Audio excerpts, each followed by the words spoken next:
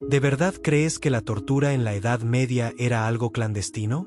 ¿Qué se hacía en secreto, en mazmorras oscuras, lejos de la vista de la gente?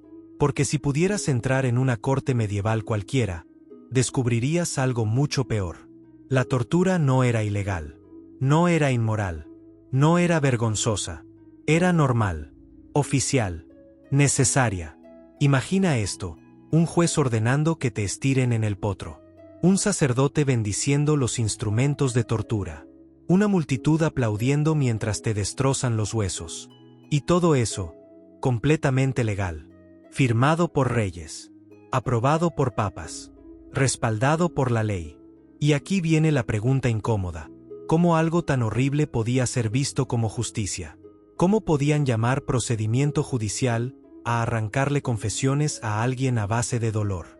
¿Y por qué nadie, absolutamente nadie, lo veía como algo malo? Hoy vamos a hablar de algo que cambiará tu visión de la Edad Media. Las torturas que no solo eran legales, sino que eran consideradas herramientas legítimas de justicia. Métodos aprobados por la Iglesia, regulados por manuales, practicados por profesionales. Y antes de empezar, si te gusta la historia sin romanticismos, deja tu me gusta y suscríbete a Curiosidades Medievales, porque aquí contamos la Edad Media como fue de verdad. Ahora sí, prepárate para entender cómo el horror puede convertirse en ley. Porque en la Edad Media, torturar no era un crimen, era un trabajo. Empecemos por lo más perturbador: la tortura medieval no era ilegal. Era un procedimiento judicial oficial, con reglas, con límites, con formularios. En 1252, el Papa Inocencio IV firmó una bula papal llamada Ad Extirpanda. Y no prohibía la tortura. La autorizaba oficialmente. Le daba a la Inquisición permiso explícito para torturar herejes hasta obtener confesiones. Eso sí, con límites humanitarios. No podían cortar extremidades ni causar la muerte directamente. Todo lo demás estaba permitido. Dislocar articulaciones, quemar con hierros al rojo, estirar hasta romper huesos, ahogar con agua. Todo legal. Mientras no mataras a la víctima en el proceso, todo bien. Y esto no era solo cosa de la Iglesia. Las cortes civiles también tenían sus reglas. Para usar tortura necesitabas media prueba de culpabilidad. Un testimonio, un indicio, cualquier cosa. Eso era suficiente para llevar al acusado a la sala de tortura. La lógica era retorcida pero clara. Si alguien era inocente, Dios lo protegería del dolor. Si confesaba, era porque era culpable. Una trampa perfecta, porque el dolor siempre ganaba. Y la confesión siempre llegaba. Tarde o temprano, todos confesaban, aunque fueran inocentes. Olvídate de la imagen de verdugos sádicos haciendo lo que querían. Los torturadores medievales eran funcionarios, con salario, con formación, con instrucciones escritas. Existían manuales detallados que explicaban exactamente cómo torturar, cuánto dolor infligir, durante cuánto tiempo, con qué instrumentos, y cuándo parar, temporalmente, para dejar que la víctima reflexionara antes de continuar. La Inquisición tenía todo sistematizado. Había 3 grados de tortura: ligera, moderada e intensa. Y cada una tenía sus métodos específicos. No era improvisación, era metodología, como una receta de cocina, pero para romper a una persona. Los torturadores profesionales incluso tenían cierto prestigio. No eran vistos como monstruos, sino como artesanos especializados. Gente que sabía hacer su trabajo sin matar accidentalmente al acusado, porque eso sí era un problema legal. Aquí está una de las ironías más sonadas.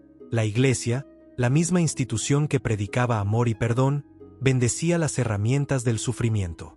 Antes de usar el potro, las tenazas al rojo o cualquier otro instrumento de tortura, un sacerdote los bendecía. Literalmente, como si fueran objetos sagrados. Como si Dios aprobara lo que iban a hacer con ellos. La justificación era retorcida pero consistente. El sufrimiento físico purificaba el alma. Si alguien confesaba bajo tortura, estaba salvando su alma eterna. Mejor sufrir ahora que arder eternamente en el infierno, ¿no? Por eso, Las sesiones de tortura muchas veces empezaban con oraciones. Se pedía a Dios que revelara la verdad, que ayudara al acusado a confesar, que guiara las manos del torturador. Era todo un ritual. Así que no, la iglesia medieval no estaba en contra de la tortura. Estaba a favor, activamente, porque para ellos, arrancar una confesión no era crueldad, era salvar almas. Y eso justificaba cualquier dolor, cualquier sufrimiento, cualquier horror. Hoy sabemos que una confesión bajo tortura no vale nada. La gente confiesa cualquier cosa para que pare el dolor. Pero en la Edad Media, esas confesiones eran prueba legal. Había un truco, eso sí, después de torturarte, tenías que repetir tu confesión libremente. Es decir, cuando ya no te estaban torturando. Y si te retractabas, vuelta a la tortura, hasta que confirmaras lo que habías dicho. Era una trampa perfecta, porque nadie quería volver a que le torturaran. Así que confirmabas, aunque fuera mentira, aunque no hubieras hecho nada, confirmabas, porque era la única forma de que parara. Y lo peor, los jueces sabían esto. Sabían que la gente confesaba cosas falsas, pero no les importaba, porque el sistema no buscaba la verdad. Buscaba confesiones. Y con una confesión firmada, el caso estaba cerrado. Si pensabas que la tortura se hacía en secreto, te equivocas. Muchas veces era pública. En plazas, en mercados, frente a multitudes. No era vergüenza, era pedagogía. La idea era que al ver sufrir al acusado, la gente aprendiera qué pasaba si desobedecías la ley. Era disuasión, terror colectivo, control social. Las ejecuciones más brutales se anunciaban con días de antelación. La gente venía de pueblos cercanos. Se montaban puestos de comida. Se vendían bebidas. Era un evento, una feria, un espectáculo familiar.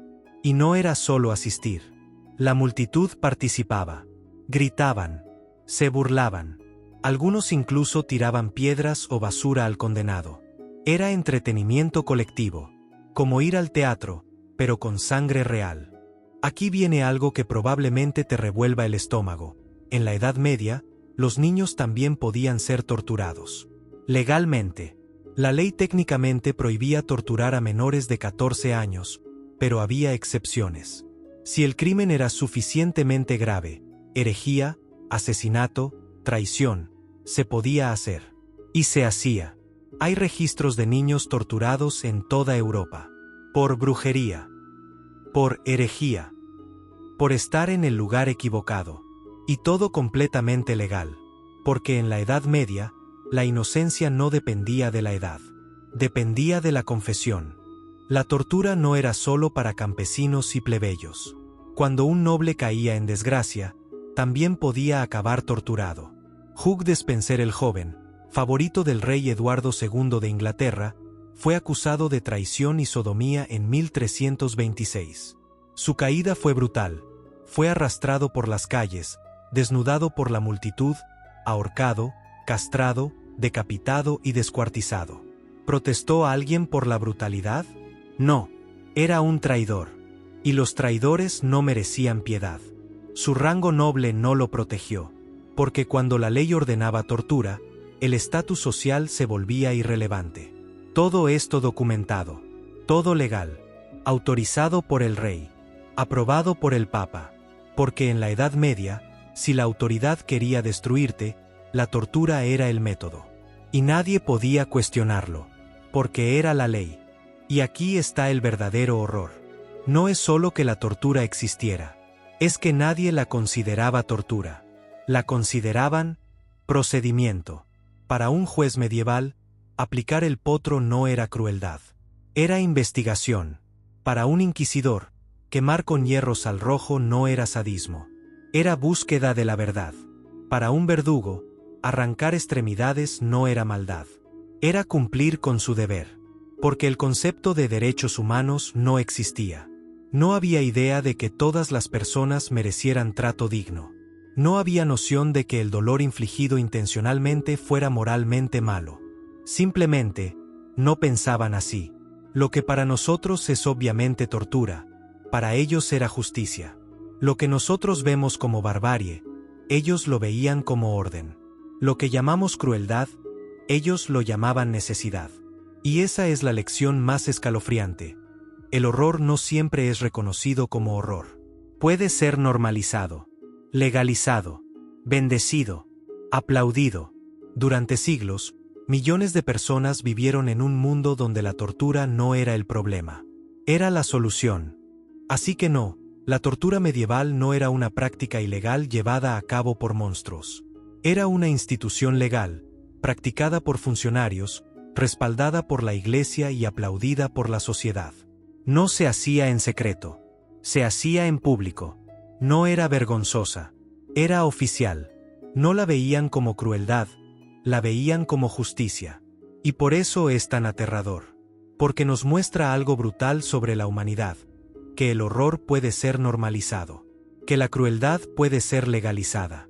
Que el sufrimiento puede ser justificado. Y por eso, cuando imagines la Edad Media, no pienses solo en la violencia. Piensa en algo peor. En cómo esa violencia era aceptada. Aplaudida. Bendecida. Porque la tortura medieval no era un crimen. Era la ley. Y esa es la verdad más brutal de todas. Suscríbete a Curiosidades Medievales y acompáñanos en los próximos episodios. Historias reales que no salen en los libros, costumbres que hoy parecen imposibles, y pequeños detalles que te van a hacer mirar la Edad Media con otros ojos.